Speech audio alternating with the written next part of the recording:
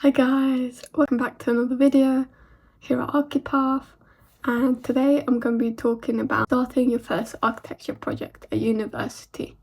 I know starting a project can often feel overwhelming because no one actually tells you what you're meant to include inside floor plans, sections or diagrams. In this video I'll break down the things you need if you're a first year architecture student or onwards and still confused about what to include within your projects to get a good design grade. Most students make the mistake of thinking that to create something impressive, it has to be perfect. In reality, your project isn't about perfection, it's about what you think and how you express those ideas, even if it's just a messy sketch. Let's start with the basics, the drawings. Floor plans. This is essentially how you'd see your building from above.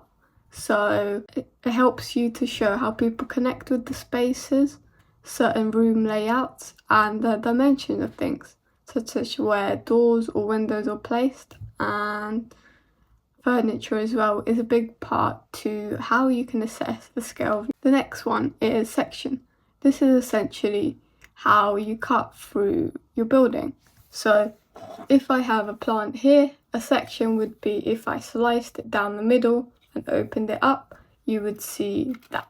Elevations is essentially what your building looks like from the outside.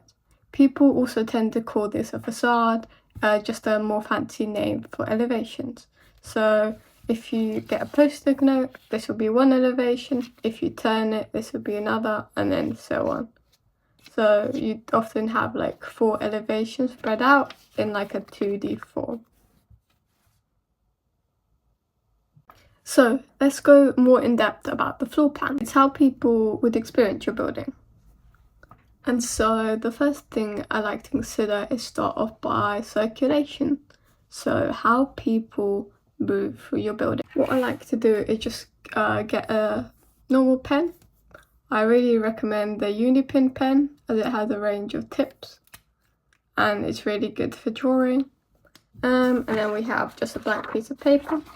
So what I like to do is firstly draw, let's say we draw just a rough box.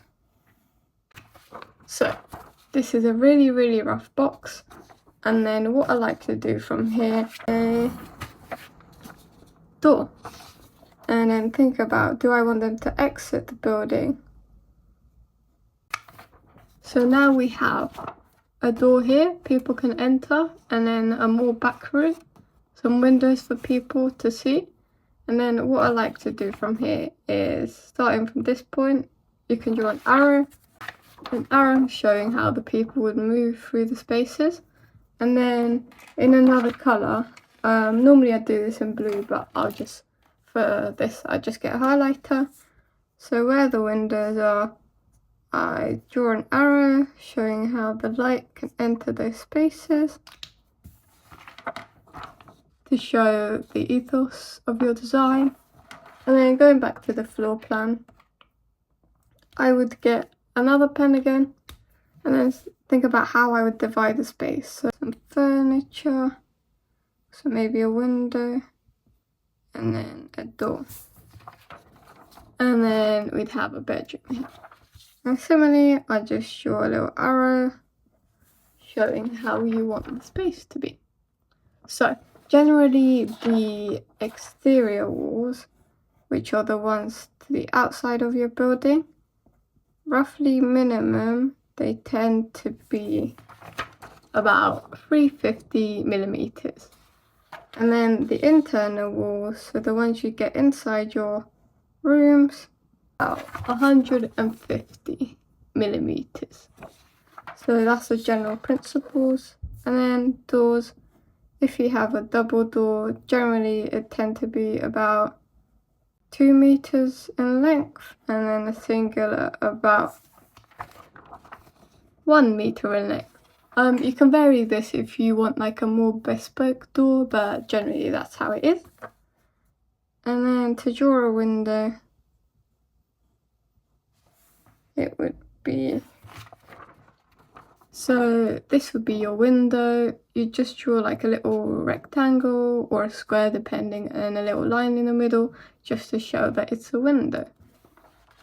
And then if you want a more interesting door, so like a sliding door, you like to draw it like this, or you can also draw it with, or you could do it like this.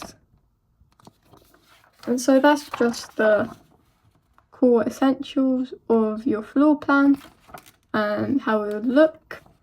And then so moving now to sections, it's how people can see through your building. So for that concept, we'll go with the same floor plan we've drawn here. I'm gonna get like a different color. So I want to slice my building through here. So the yellow is my section line and the arrows pointing up is how you'd see. So you would see this part, but the bottom part would be hidden. So then if I was to draw that, it would, so if I was to draw it, this would be your section. So this is the empty space we see here, and this would be the bedroom. And then just for context, I like to put a tree to see how it is. Or ideally you can also draw a person in this just to see the scale. So here we have a little figure. And you can also split the section long way, so you can do one split it through here. It really depends on like what type of view you want to show. And elevations are more about how you'd see your building from the street.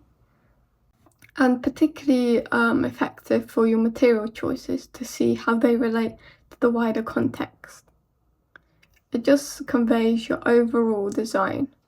So if someone was just to see your drawing, they can understand, is it like more modern? Is it traditional? Have you used like concrete, timber? Is it like an open space, like a courtyard, or a more just enclosed off house?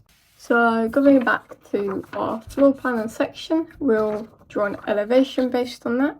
So this is a very rough drawing, just to show your initial idea. And then this would be your elevation, so basically how your section would look. You can see the doors in the same place as it was on the floor plan, and then the context of trees, how it relates to the wider area. So your context might differ depending on where your site is, but it's really important to show it so that when people look at your drawings, they can easily situate themselves within that space. And particularly for developments like this was a 5-minute sketch. That's just good enough for like early design, so don't worry about making it like too perfect early on. Later on you can finalize it more in the form of like 3D drawings or like CAD or whatever you really prefer. But I like starting off with hand drawings or just even collaging as well, like Photoshop and Pinterest is really good for like inspiring your ideas in a creative way. Thank you guys, hopefully you found this video interesting. And if you have any questions, please put them in the comments below. And if you want me to make a video on another topic, feel free to also put it in the comments below, and I'll be really happy to help you. And yeah, until the next one.